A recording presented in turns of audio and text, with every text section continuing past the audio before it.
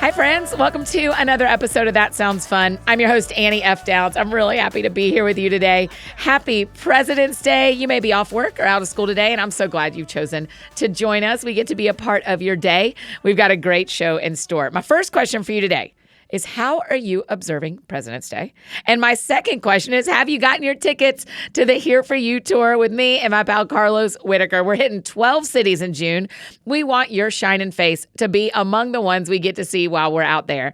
Gather up your friends, plan that road trip if needed, decide who's bringing the snacks and who's making the playlist, and pop over to hereforyoutour.com and snag your tickets. Those pre-party and post-party, or the combo tickets, are the cherry on top. Y'all come hang with us.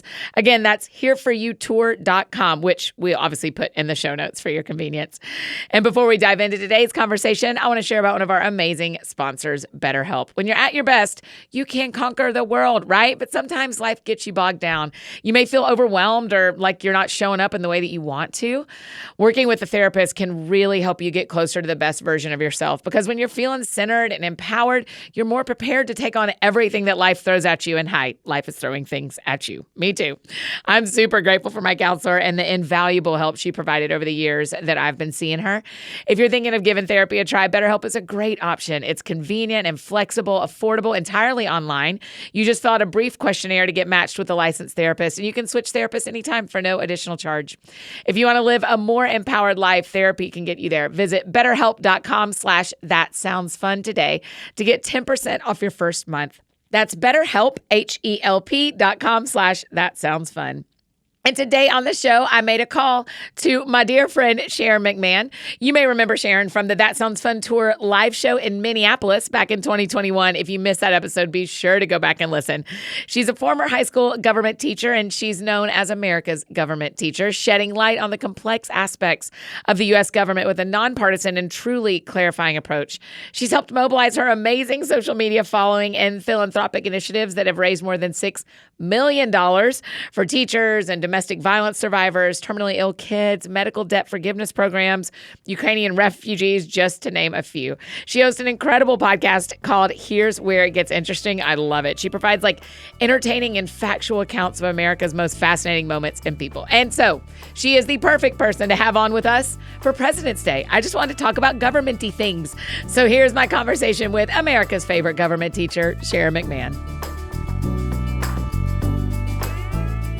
Sharon, welcome back to That Sounds Fun. Yay. Thank you for inviting me. This really sounds fun. What? Sounds like a fun way to spend my day. Thank you. What a pleasure that we get to do President's Day together. No better day. Is this one of your highest national holidays? Are the political ones your highest favorites? It's right up there with Christmas, That's let me tell you. The gift, right. It's a massive gift-giving opportunity. Everything's on sale. Yeah, everything's on sale. So if you didn't Washers get it for Christmas, and dryers. Yeah. It is sad. Okay, so let's even just start there. What is President's Day? Well, it's actually not a thing. Oh, right? good. Because there is no federal holiday of President's Day. There What? is We all the just federal believe it? holiday of Washington's birthday. But we call it President's Day because there's a lot of presidents who were born in this general time range, Okay. Lincoln, Washington, etc. But technically it's Washington's birthday, and that's what we're celebrating. And of course, with a little Lincoln thrown in there. But Yeah, for a certainly. while we celebrated them separately. Mm-hmm. And then they sort of rolled into two presidents in a couple weeks is too much. We'll just call it President's Day. And that's colloquially what we call it, but in reality, it's Washington's birthday. Wow. Okay. And so we all just get a day off of work. Well, not everybody does, but a lot of people get it. That's the other funny thing is it's become a thing where everyone was off and then not everyone's off now, just federal. Yes, that's right. Well, I mean, it's kind of like people realize that retailers realize that because it's a bank holiday, federal holiday. Yeah. Everybody's off of work. Right. So it's a great day to go shopping for washers and dryers. That's right. That's right. So everybody who works to sell washers and dryers, they are still actively at work on this very day. What should we be thinking about? What should we be thinking about today? Is there anything worth pondering, or do we not even need to care? I think it's always worth pondering where we've come from. Always, right? Because where we've come from is important. And if we want to learn from it, we have to think about it sometimes. Yeah. And, Washington has a very, very important legacy in the United States. He has a complicated legacy. Of course, there's been a lot of renewed attention on the fact that he enslaved people, and one of his slaves that escaped, he hunted until the day she died. And so there is this sort of renewed attention on that aspect of his life. Yes, that is undeniably a part of who he was as a person, and we can't cover that up and we can't pretend that isn't real.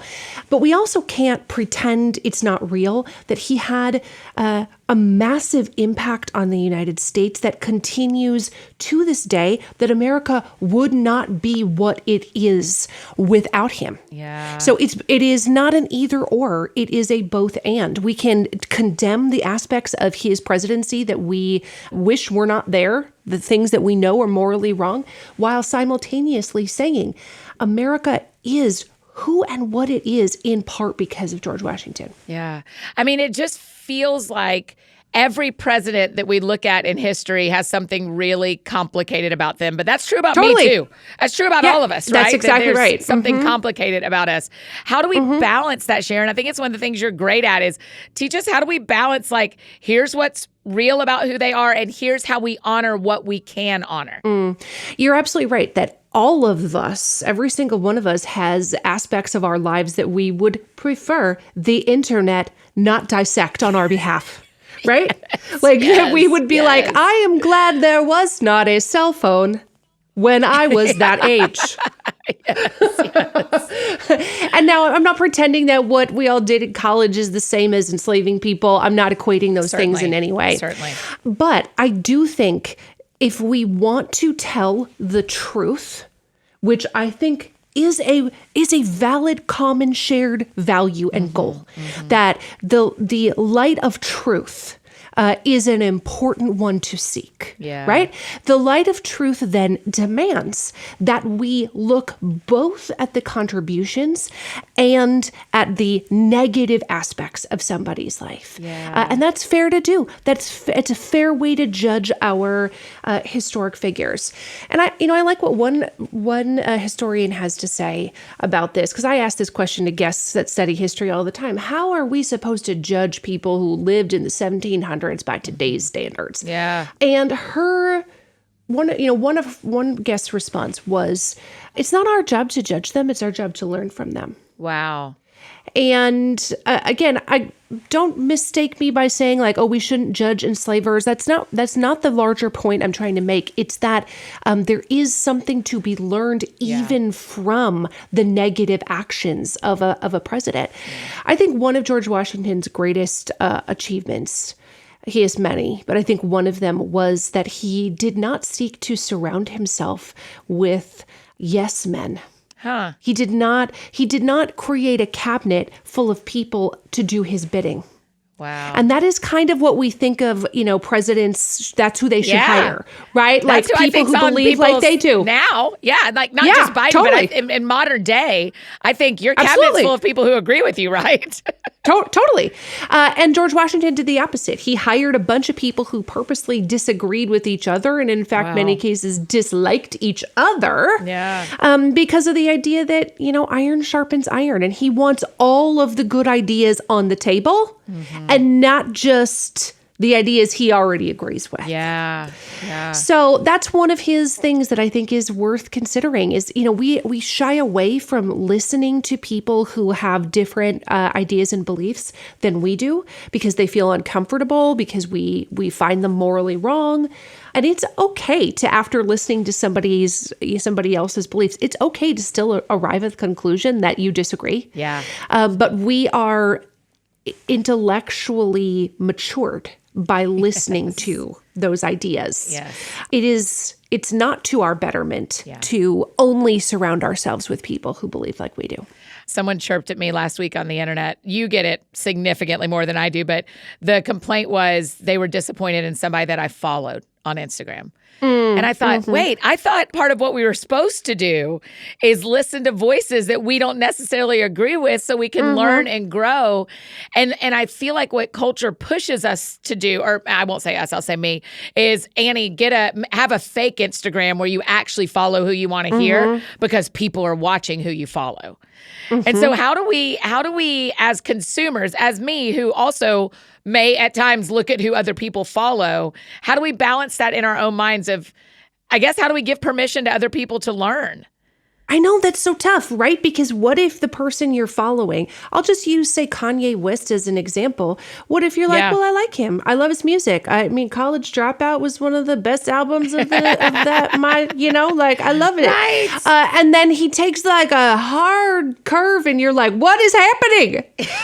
And yet what if you're still following him and then you get called out on following somebody who's like really anti-Semitic now? Yeah. So I get that. I get your concern as a public figure of wanting to appear to follow people that are appropriate.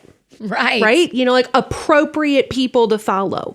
That's a legit concern. Nobody wants to be like, well, who I follow are Nazis. Nobody wants that. You know what I mean? Right. That's not, no. Right. But I think it is okay to say to people, I follow people that I don't always agree with, because agreement is not a prerequisite for learning. Yeah. Learning happens when I hear things that I don't already know. Or I don't already agree with. And even if I continue to disagree with them, I can learn something from them. Even if all you're learning is how other people think, that's still a valuable thing to learn. When we look at the presidency, when we're watching that office and what it takes in the U.S. right now to get in that office, I mean, we're just past midterms, so we are right at 2 years until we have a new president or Biden gets elected again. And so when we're looking at the presidency on the day of presidents, when we're looking at the presidency, what are some things we should be paying attention to? Do we need to read every briefing that comes out, or what are we actually needing to be paying attention to on like a weekly basis coming out of the White House? No, I don't think it's your job to read every briefing. I think it's your job to be, we all have our own jobs. Right? Yeah. And we all have different things that we are equipped and called to do. And if we all 330 million Americans, it's absurd to think that we're all equipped and called to read White House briefings. Right. That's absurd. Right. Somebody needs to be good at like preschool teaching. Yes. And somebody needs to be good at heart surgery. That's it. Surgeons. I need surgeons to stay focused. Yeah. I do not care how they vote. And so I'm not saying put your head in the sand, ignore what's going on. That's not what I'm saying. But I am absolving you of the responsibility for paying attention to literally every, paper that comes out of announcement that comes out of the White House, if that is not what you are equipped and called to be doing. Right. Yeah. And so I do think it's useful to find a handful of sources that are not all the same that help you better understand what is going on in the world. Just like if you have a serious heart condition, you would seek the advice and counsel of somebody who understands heart conditions. Yes. And they would help you make sense of your health condition. Yeah. It does not mean that you then would need to read every single issue of the Journal of the American Medical Association. So that is, I think, the beauty of human community. Is that we can all have different giftings, and some of us are here to help us learn about preschool teaching and our heart conditions and government and things that sound fun. And that is actually desirable. Yes. That not all of us do the same thing. Yes. And I'm thinking about it as I'm hearing you. There is a line that I don't know of, this is the amount that it makes sense to learn and pay attention. And after that is expert level, in which you go to experts for. And so I think you're giving me permission, because as an Annie, I am nervous about the next election. As an Annie F. Downs who has a public face, I am very nervous about what's going to happen between me and my friends and me and the people on the other side of the work I do. Totally. And that, I hear that from literally almost everybody. I bet. There's almost nobody who is like, I am looking to 2024 with complete confidence and excitement. Right. You know what I mean? Right. Like that's not how really anybody is feeling. No. So you're not alone in that. Yeah. But I think it's important to, I think it's also okay to give yourself a permission to understand more broadly what's happening in the world. Like we need to know there's a war in Ukraine that, we need to know about things like that. We need to understand what's happening, in our own communities, et cetera. But you know how there are just some issues that really tug at your heartstrings. Yeah. And that might be child hunger. That might be cancer patients. It might be education. Yeah. Whatever that is for you, I believe that you are given that, tug on your heartstrings for a reason. Yeah. And that no human has the capacity to have an equal level of care and concern about literally every issue happening in the world. Right.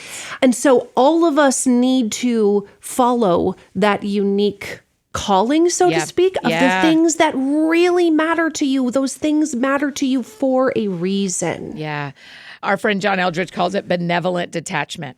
Of the things that you aren't passionate about. You can care, but you also have to detach to some degree. That's right. Yesterday, Sharon, we got an alert about 8:00 last night that the condition of the air in Nashville was really bad. It was like red and all sorts of like the atmosphere is not healthy. And everybody starts talking about it. And then about an hour later, the news says, oh, sorry, it was a glitch in the system.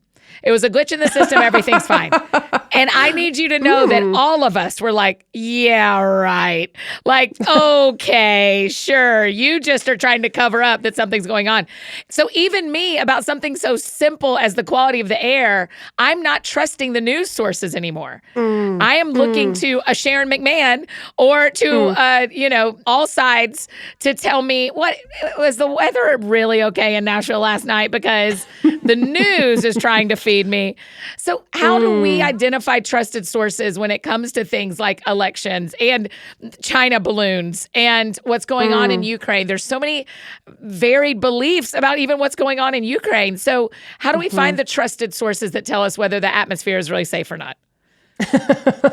Well, here's the thing, is that information that is based in facts can be verified.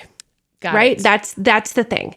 There's a difference, and we all know there's a difference between facts and opinions, but some news sources that will remain nameless are very, very heavy on opinions. Yes. And they don't even pretend to be news. Yeah. And they're like, we're not news, we're entertainment. Yeah. So I think it's important to know, first of all, what is the source of this information? How is this information being verified?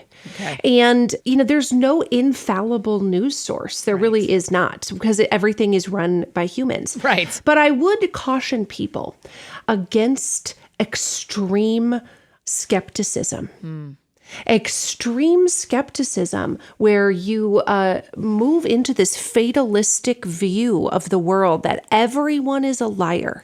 Nobody can be trusted. Nobody has my best interest at heart. Everyone is trying to deceive me. Yeah. That is a very dangerous way to view the world and a very dangerous way to interact with the world. Yes. Now, I'm not saying that I have no idea about Nashville air quality. I can't help you. Are you sure, Sharon? Because they switched on a dime. All of a sudden, the technology was busted. Come on, Sharon. Yeah. But you're right. I didn't like that about me. I didn't like that my first thought when I heard that the machine was busted was, nah, it wasn't. I didn't like that. And I'm not saying that nobody has ever covered anything up. Nobody has ever lied about anything. That's not the assertion that I'm making.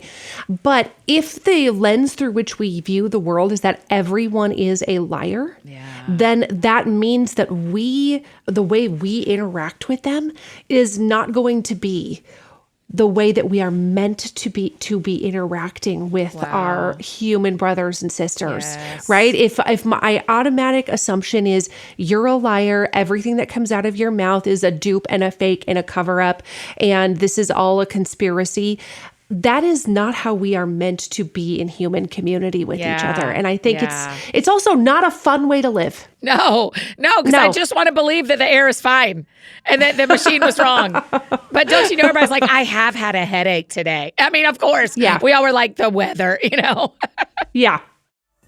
That sounds fun. Hey, friends, just interrupting this conversation real quick to share about one of our amazing partners, Indeed. Okay, take a moment, get a picture of your imagination of someone who's been a positive influence in your life. Do you have that person in your brain? Great.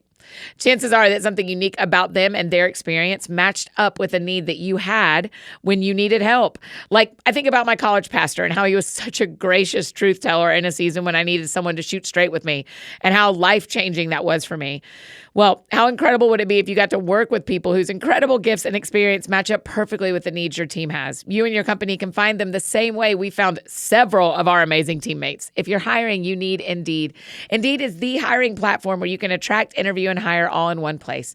Don't spend your valuable hours digging through multiple job sites looking for candidates with the right skills when you can do it all and do it fast, which I love with Indeed. Finding great talent doesn't have to be a second job. I mean, you already have a full-time job, right? You can reclaim your time and find top talent fast with Indeed. Their suite of powerful hiring tools like assessments and virtual interviews allow you to find top talent fast. This is the part I love the most. With Indeed Instant Match, they do the hard work for you. You simply sponsor a job and boom, Instant Match shows you candidates whose resumes fit your job description immediately after you post. Indeed knows that hiring needs to be cost and time effective when you're running your own business. So visit Indeed.com/soundsfun to start hiring now. Just go to Indeed.com/soundsfun. Indeed.com/soundsfun. Terms and conditions apply. Cost per application pricing not available for everyone. Need to hire? You need Indeed. And I've got one more incredible partner to tell you about, Ritual. So do you know anyone who's a bit too perfectionistic for their own good? Maybe it's something you struggle with yourself. Well, the truth is perfection is an illusion. You know this. It's definitely evident when we're trying to do healthy things for our bodies, right? Ritual knows it's basically impossible to get all the nutrients you need from your diet 100% of the time. So they made a multivitamin that helps you focus on what's important, like filling key nutrient gaps to support foundational health. So they created a clinically backed multivitamin for women 18 and older with high quality and traceable key ingredients and clean bioavailable forms. With 9 key nutrients and 2 capsules per day, their unique beadlet and oil is even patented. Ritual is essential for women's 18 plus is one of the few women's multis that's USP verified, meaning what's on the label is what's in the formula, which I think is important. It's also soy-free, gluten-free, vegan-free, and formulated without GMOs. My favorite part, they put this minty essence in every bottle to keep things fresh, which helps make taking your multis every day actually enjoyable. No icky flavor or aftertaste, which I am grateful for. I love that Ritual helps me close those nutrition gaps while also being conveniently delivered as a part of my subscription. Once it was set, I never had to think about it again. Instead of striving for perfect health, aim for supporting foundational health. Great news. Ritual is offering my friends 10% off during your first 3 months. So visit ritual.com/thatsoundsfun to start a Ritual or add Essential for Women 18 plus to your subscription today. And now back to our conversation with Sharon. That sounds fun. I mean, let's talk about you being at the State of the Union address, because one of the things I like that you said is someone asked you, did they split the people in the gallery based on Republican and Democrat like our leaders split on the floor? And you said, no, I don't actually think so, based on who you sat around. So even in those moments, the people around you aren't all going to believe the same thing, and y'all are in the same room hearing the same speech. Yeah, it was shocking how nobody broke out into a fist fight, Annie. Yeah. So weird that we were able to sit next to each other. Strange. Never heard of it. I haven't been able to figure out if we were seated by alphabetical order by the last name of our representative, which I think might have been the case, or if we were just randomly assigned seats by the person in charge, who is not your own individual representative. But there was not a okay, if you have a Democratic representative, conservative, you all sit over here, and a Republican, you all sit over there. There were definitely people sitting near me where their representative for sure was a Democrat and another was a Republican. Yeah. So that was it was also very interesting to observe the behavior of Congress firsthand, right? Yeah, because you can watch all of them. We could only watch the ones the TV was showing us. You could watch anybody. That's right. Yeah. That's right. And it's very interesting to see them play off of each other, when they do, how they do, what the people who are not on camera are doing. Yes, when you see them on TV, you do get a nice close-up view of their face that perhaps you don't get when you're sitting, in person in the gallery. Yeah. But you can survey the territory in a way that you cannot when you are there in person. And one of the things that I said this on my Instagram too, one of the things that I don't think came across when you were watching it, there were absolutely moments of contention between President Biden and Republicans who were challenging him on some of the things that he was saying, and he pushed back. Like there was this, back and forth, thinking about things like Social Security. So there was that contentiousness of it. But what people, I don't know if this came across or was not, was overshadowed by that contentiousness. People on both sides clapped for way more things than they challenged. Wow. There was way more like, yes, okay, more money for teachers. Okay, we can agree with that. Like the super lowest unemployment in 50 years, like we can all clap for that. We don't need to pretend that that's not a good thing. Right. Because we don't like the president or, whatever. Right. So I think that is sometimes lost when you're watching it at home. That was very interesting to see. It was interesting to see too, how much certain people feed off of each other, where they, are turning and whispering to each other, and then somebody will yell something almost like they got the idea from somebody else. Yeah. Peer pressuring each other. That's right. Fascinating. Or somebody will yell, like they were talking about fentanyl, and somebody yelled, "It's your fault." Oh, wow. To the president. Yeah. Like he was saying, we have too many fentanyl deaths, 70,000 fentanyl deaths or whatever the statistic was. And somebody yelled, "It's your fault." And it was very interesting to see the reactions of the people sitting around that person. Most of the people sitting around them were like, "Shh." Wow. Most of the people were like, "Mm-mm. Mm-mm, don't do that. Don't yell the word communism right now." Right. Mm-mm. You know what I mean? Like that's not appropriate. Most people were shushing those people, with the exception of a couple of times where like a big chunk of them all wanted to say the same thing. Yeah. Otherwise, there was a lot of like, "Shh." Wow. Which I thought was really interesting. Like, shut it. Act right. Yeah, because I wonder if there's a majority that is quiet, that is more middle of the road, like many of us, who are, the middle 80% of the world who disagrees with some. And so in that room, it has to represent the U.S., that the majority are in agreement and in disagreement. And then the extremes are the ones who yell. That's right. Wow. Yes. Of course, that the Democrats are not going to heckle a Democratic president. Right. That's a given, right? That's a given. And vice versa. But I would say that the number of people who were actually like heckling was approximately 7. Yes, right. Right? It's like 7 out of over 200 Republicans. Yeah. Most of them were clapping for accomplishments, or sitting quietly, if only the Democrats like that thing. But they were, it was approximately 7 people who get all of the negative attention. Yes. Yeah. And there's a strong incentive structure to like continue that negative behavior. They make a ton of money doing it. Yes. That's the problem. Yeah. Yes. They get on the TV when they do that. And then we know their faces. Yeah. Did they give you a seating chart? Meaning, did they hand you like, here's who's sitting below you? Or do you just seem to, it's your job. You know everybody who's down there. But if I was sitting next to you, I'd have needed like a seat B is this person, seat C is this person. Or were you just able to identify them? No, there's no seating chart that you're given, in part because, you're sitting in the House of Representatives, but all of the senators are scrammed in there. Scrammed? Yeah. That's not a word. Scrammed? It's a government word. It's a government word. Everyone is scrammed in there, plus the cabinet, plus all of the pages, plus the Joint Chiefs, plus the Supreme Court. Oh my gosh, like they're all scrammed in there. Yeah. Which is a new word we just came up with. Using it. And So it's kind of like sit where you can. Oh, wow. It's, like everyone knows where the dividing line is. And most people know like generally where they sit and, they have an idea. Like my representative was like, yeah, I'm going to be sitting by him tonight. Like they plan ahead. Like who are you sitting with? Yeah. But it's kind of more like benches. Oh, and not like chairs like F-32 right. to That's the what State I of the imagined. Union. Right. Yeah. Right. No, they just all slide in together like pews at church. Yeah. Oh my gosh. That's right. Did you read or notice if the president was nervous? I did not notice that or read that he was nervous because here's the thing is they take all of your electronics before everything. you go in there. Everything. I could not believe that. It was, but everyone on the floor gets to have theirs, just you guys in the gallery don't. That's right. Terrible.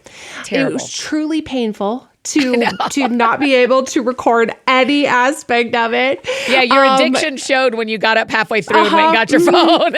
Yeah. Mine too, sure girl. did. I know. Sure did. I'm like, I am not sitting here for an hour and a half staring at the wall. Not doing that. I'll be back in 30 minutes.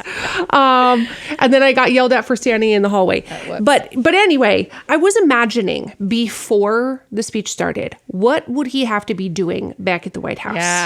And there's no way that you wouldn't be nervous knowing that, 75 million, 100 million people are watching you, knowing that you're about to literally speak to people who actively oppose you. That has to be nerve-wracking. Yes. Knowing that you have a speech impediment and that public speaking can be a challenge for you. That has to be nerve-wracking. Yeah. I can't imagine a scenario in which it would not be nerve-wracking, knowing how high stakes it was. Yeah. I think one of the things that I was a little surprised at was how much Biden pushed back against some of the things that people were yelling at him. Yeah, off script. Yeah, off script. And he just went in. He just went in for it. And where he was like, great. We're not cutting Social Security. We're all in unanimity. Great. We got it. Like that was the off script aspects were demonstrated a little bit that he felt that a little bit of confidence in what he was doing. Yeah. That he could deviate from the script and recover. Yeah. I mean, part of it wonders that he's just a lifelong politician. Like he's been in that room his entire adult career. Yeah. So he's like, you guys, stop. Cut it out, right? Yeah. Okay. One of the things you noted after the speech, after the State of the Union, you showed us a video on your Insta stories of the cars leaving with the president in it. And you said they accelerated around the corners. Why is that? I don't know why that is. I don't know for sure. But here's the thing. They did not okay, well, here we go. Driving back to the White House. No, they tore out of there. Yeah. They tore out of there. Around the corners. Noteworthy. It was very noticeable how much they accelerated around those corners. The only thing I can think of is that being in a motorcade is a more vulnerable position for the president than it is being in a building that has tons of security. Yeah. So my hypothesis is we want him traveling in this motorcade for as little time as possible. Right. And also this is a particularly vulnerable time because everyone knows where he is right now. Yeah, that's right. Everyone knows he's in that building. Everyone knows every member of Congress is in that building. Yeah. And everyone knows he's leaving. They can watch it on TV, know when he's exiting, and know exactly where he's headed. Yes. So the vulnerability of trying to get the president from point A to point B safely, it led me to conclude that they wanted to make that motorcade as fast as possible. Yeah. It's amazing that they are able to keep that secure and have everybody in the same room. Were you ever nervous? No, I wasn't nervous. I don't think you could be there and be like, there's no way that you felt it was unsecured. You know what I mean? Yeah, you're everywhere. Level of security. Yeah. First of all, a huge fence is erected around the entire Capitol building. Oh, wow. And there's one entrance in and out, unless you can access the tunnels underneath, which members of Congress can. And so I walked through the tunnels with my member of Congress. But there's one entrance in and out, which has multiple layers of security. To get into the building, there's metal detectors and ID, et cetera. Then to get into the gallery, more metal detectors. When I say there were probably 50 members of the Secret Service and the U.S. Capitol Police in every floor. That's not even an exaggeration. That is unbelievable. On literally every amazing. corner, multiple on every corner. Yeah. There was absolutely no messing around. There was one man sitting near me who was very enthusiastic about what Biden was saying. And he thought that almost like the president was making a touchdown approximately every 90 seconds. Right? Like he was that excited about it. And there is a lot of clapping during the State of the Union. Yeah. There's a lot. And then sometimes where you stand up and you're like, somebody's so-and-so's family is here and you stand up to clap for them, things along those lines. Yes. Well, he was incredibly enthusiastic about everything. And he was like, yes, whoa. And very quickly, security sternly said to him, Oh, wow. you need to stop. Oh, wow. You need to stop. Like they did not want anyone in the gallery making any kind of a scene or disruption or to be a distraction. Yeah. So, and he did. He knew that they were not messing around and they were going to kick him out if he did it again. Yep. So he did comply. But even overt enthusiasm, Yep. it was viewed as a negative. Like you keep it within these lines, keep it appropriate or you're done. Yes. No touchdown dance. No touchdowns for President Biden this week. No. I have thought about this. I wonder where you have thought about this. If I get an invitation to the White House with this president to come to a prayer breakfast or to come to something, if I get an invitation from the next president to come, what if I don't fully endorse either? Or what if I don't fully endorse the one who, to me, Totally. You don't have to fully endorse Biden to have said yes to go to the State of the Union. That's so cool. So how do we balance that? I mean, for you, is it if the White House invites me, I'm coming? Probably, Yeah. if they invite me under the right circumstances, if it's for a thing that I think is worth attending. Yeah. Sure. I'm probably not interested in going to like a Halloween party. Yeah. or do you know what I mean? Or like somebody's 50th birthday. Where our paths depart. Because I'm like, Halloween party? I think that's adorable that the president stands at the front and passes out candy, Sharon. We are going. You and I are going to that if I get invited. So it's more about the why than the person. Well, so first of all, if the president invites you to the White House, my feeling is that is an incredible learning opportunity. Yeah. Even if you don't agree with everything the president has done or said. Yes. Also, the White House does not belong to the president. The White House belongs to the American people. Yes. It is the people's house. Yes. And it will continue to belong to the American people no matter who occupies it. And just as the Congress belongs to the American people, the United States government is of the people. Yeah. And regardless of if you voted for that president or regardless of if you voted for your representative that invites you to the State of the Union, they still represent you. Yeah. Right? I don't believe in this like he's not my president. Oh, that's just not a fact. I'm sorry. He is. Yeah. The facts are. Yeah, that's not just a fact. Yeah. That's not right. Yeah. He represents you even if you did not vote for him. Yeah. And the White House belongs to you even if you did not vote for who lives in it currently. Yeah. So again, it would depend on the right circumstances of like, what am I being invited to attend? But to me, there's a larger issue around democracy. Yeah. A democracy is a government of the people.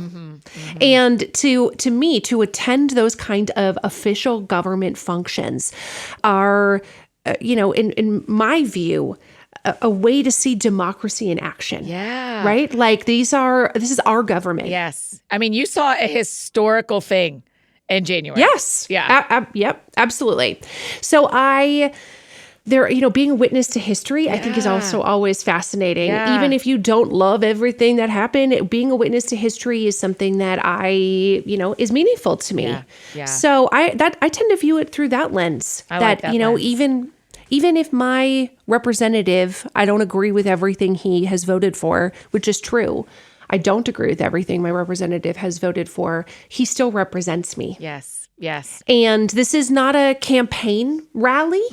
You know, like I'm not like vote for Bob. Yeah, that's a whole different thing to be invited yes, to. that's right. Yep. That's right. He has already been elected. Yep. And he already represents me. And it actually is his job to represent all of his constituents, not just the people who agree with him, not just the people who voted for him or donated money to his campaign. It's actually the job we as taxpayers are paying them to do, represent all of us. Yes. So that's the lens that I view that through. Yeah, that's beautiful. Yeah. That's helpful. That sounds fun. Hi, friends. Just interrupted this conversation one last time to share about one of our amazing partners, ButcherBox. You are going to want to hear this, you guys. Okay, your Go AFD is not one to back down from a challenge, but I'll be honest with you. I'm happy to let someone else solve this challenge of finding amazing deals on high-quality meat and seafood. ButcherBox saves the day with 100% grass-fed beef, organic chicken, pork that is raised crate-free, and wild-caught seafood. All of their meats are humanely raised with no antibiotics or added hormones. With ButcherBox, you can enjoy a range of high-quality cuts, some that are hard to come by at the grocery store and at an amazing value. So if you're like my parents, Mr. and Miss F. Downs, who love to grill and entertain, or if you're like me and want to cook once a month and use the bounty of that meal prep for several days, ButcherBox has got you covered. Get just what you want delivered right to your doorstep with free shipping for the continental U.S. and no surprise fees. I love the variety of options. You can choose a curated or customized box and change your plan whenever you want. ButcherBox offers exclusive member deals so you can save big on your favorite cuts. And they have all kinds of great info available, like recipe inspiration and guides and tips and hacks so that you can cook up mouth-watering meals whenever you want. ButcherBox is offering my friends one of their best deals yet. I'm so glad you stuck around for this. It's a 100% grass-fed chuck roast and a whole organic chicken for free, you guys. Plus an additional $20 off your first box. You sign up today at butcherbox.com/TSF and use the code TSF to get 100% grass-fed chuck roast and a whole chicken for free in your first box, plus $20 off. That's butcherbox.com/TSF. And use the code TSF for this awesome deal. And now back to finish up our conversation with Sharon. That sounds fun. We're recording this about 5 days before people are going to hear it. And in the current calendar, that's about 5 things shot down from the sky. Difference from where we are right now. But can we talk for just a minute? What is going on in our skies as far as we know, my Sharon goodness. McMahon? Lake Huron, right near you. I was like, this is Sharon's backyard. Sharon loves the Great Lakes. Yeah, she loves the lakes. Yeah, They're very cold. yeah. I've learned that from her. And now there's a UFO in the bottom of Lake Huron. Yes, yes. And Lake Huron is my second favorite Great Lake. And I was like, not Lake Huron. This didn't move it to top. This one is not Lake Huron. Say it ain't so. The Atlantic is my second favorite ocean. That's right. I mean, doesn't everybody rank the Great Lakes in order of their favorite? I do.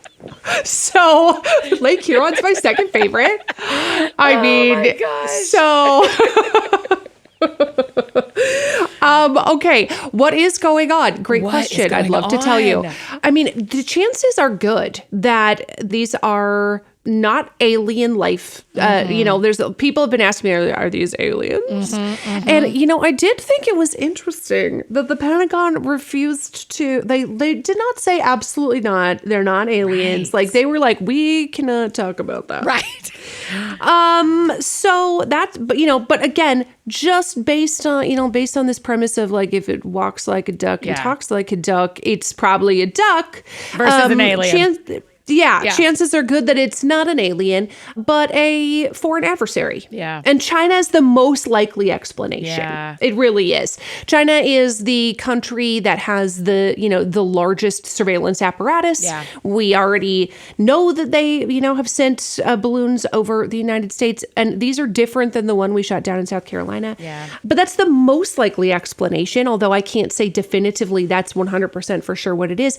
They did make a point of saying that the the payloads were not dangerous to humans. So to me, people always ask, like, what's a payload? It's the cargo that a vehicle is carrying. Yeah. So it could be people or whatever it is. So sometimes the payload of an airplane is a weapon, and sometimes it's UPS packages, right? Right. And in the case of a balloon, the first balloon we shot down, the payload was surveillance equipment. Right. And so that's the most likely explanation, is surveillance equipment. But because these are metal, these are like metal cylinder type situations. Right. They're dangerous to aviation.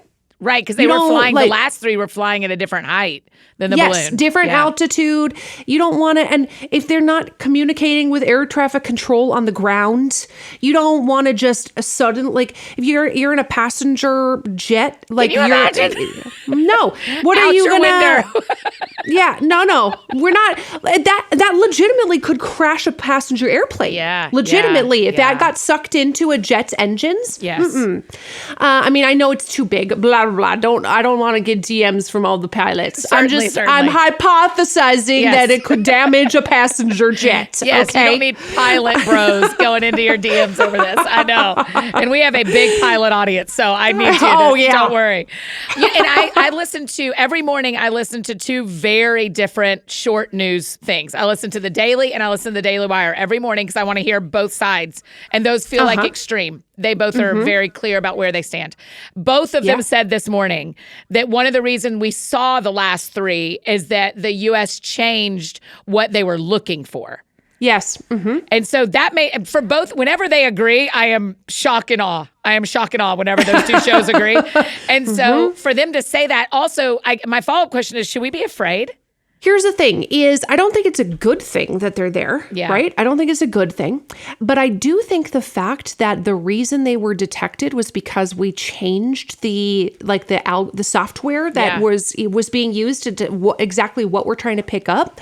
The fact that we did that and then we suddenly detected three of them in short, or several of them in short order. And a weekend. Annie, they have probably been there for a long time. Yeah. Yeah. For a long time. There's a community of things floating above us. Yeah. I mean, China already has low altitude surveillance satellites. I mean, they already have TikTok. Let's just call it. Right. That's also that.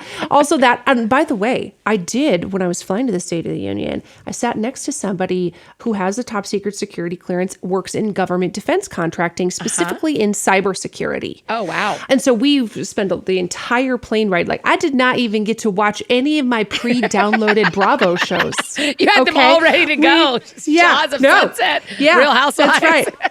Precisely. I did not get to watch any $1 Million Listing on the way out there because we were talking about cybersecurity. Yeah. And TikTok used to be a client of his. Wow. So we talked about what the danger TikTok poses.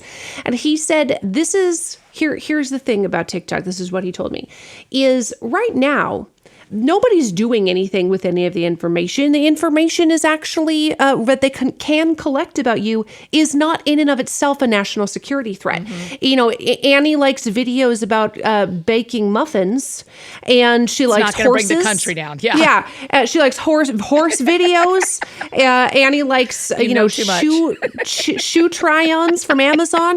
You know what I mean? Like, these are not matters of national security. No. He said the interesting thing though is that they collect this data and then they can create these big sort of demographic maps, and they can begin to understand overall patterns within the United States.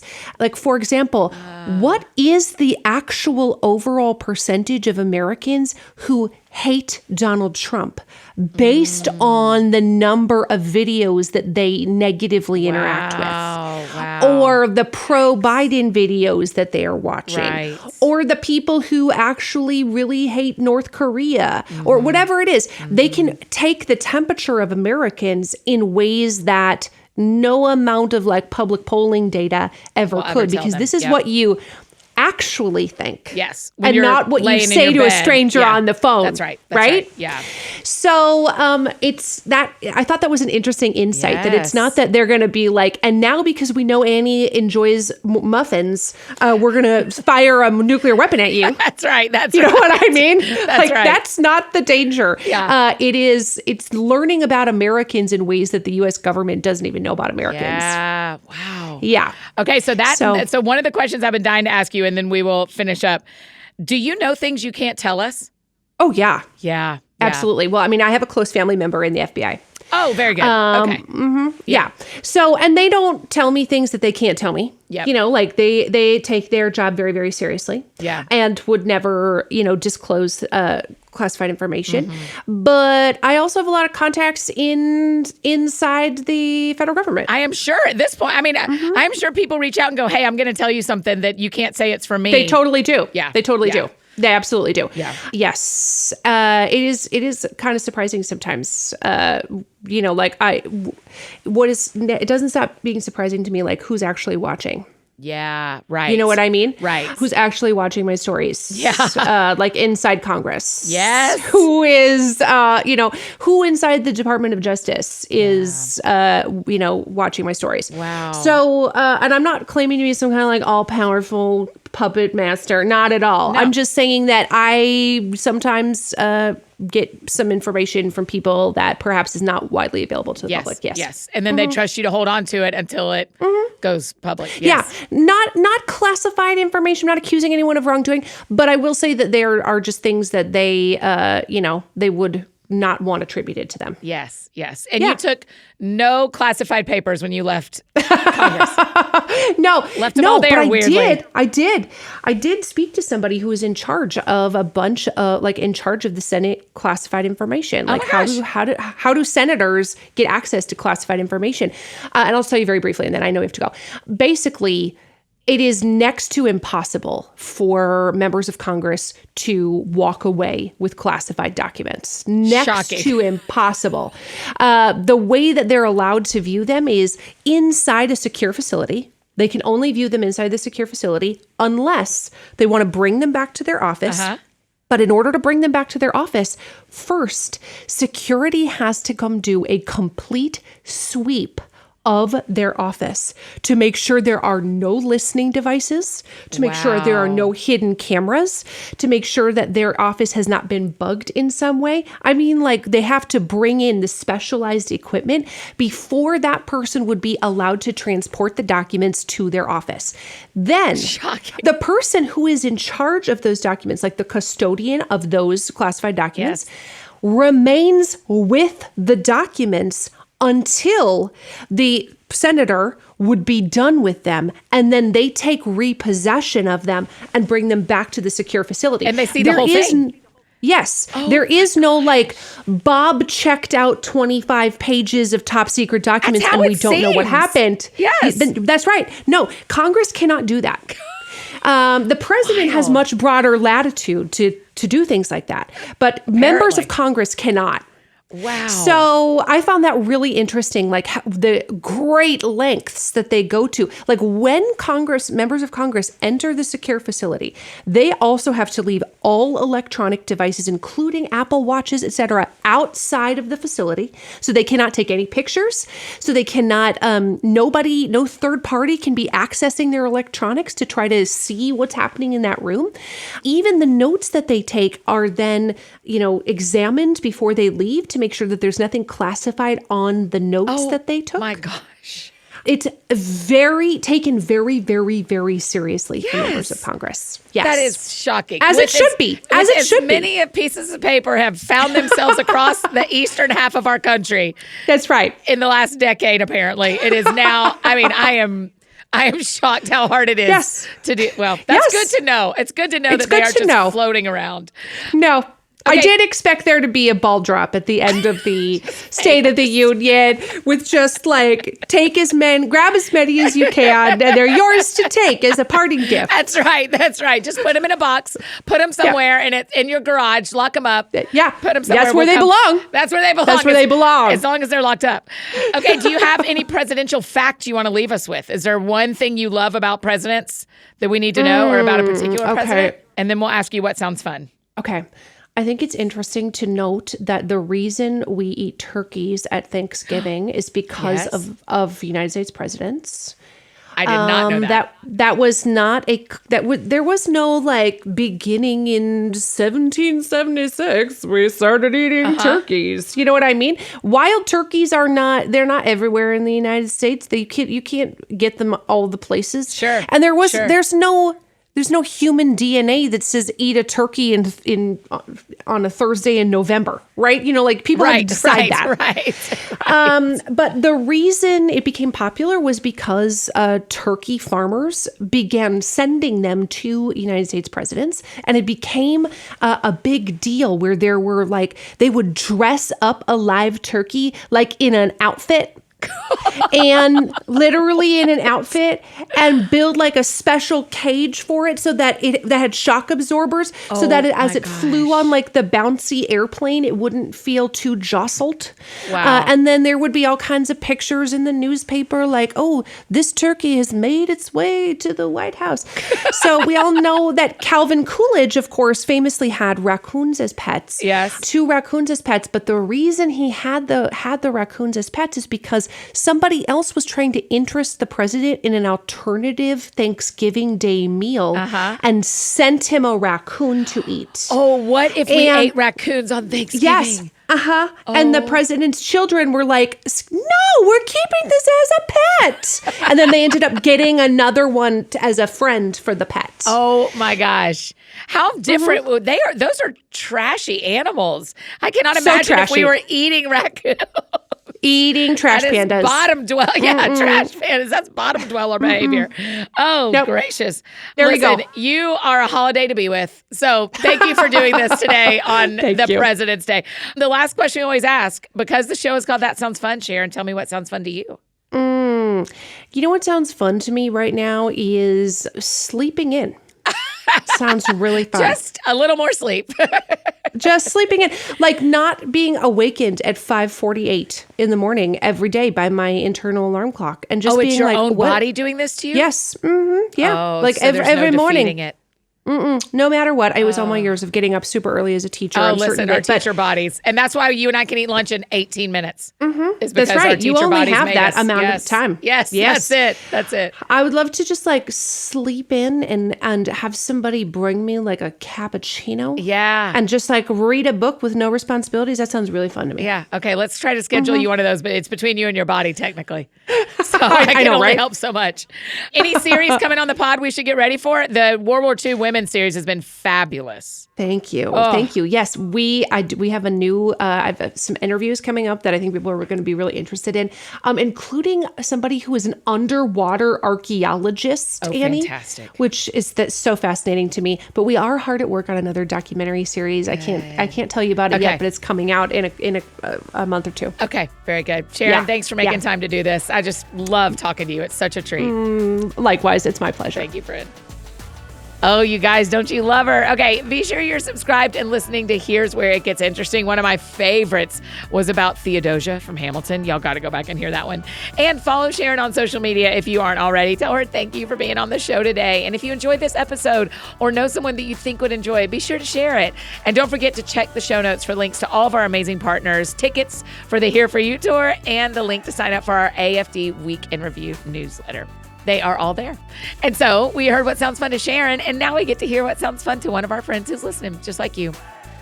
All right, Kiaja, because the show is called That Sounds Fun, tell me what sounds fun to you. What sounds really fun to me is I am part of a large friend group of about 16 ladies, and I would love to go on a beach trip with all of them and all of their families and all of their kids, and that would be the best time ever. Yeah. Okay. What's your beach of choice? Where if you're dream picking and money's not an option, where are y'all going?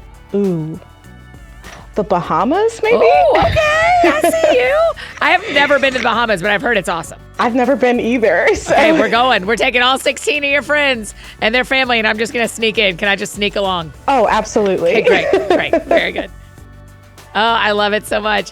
If you need anything else from me, you know I'm embarrassingly easy to find. Annie F. Downs on Instagram, Twitter, Facebook, all the places you may need me. That's how you can find me.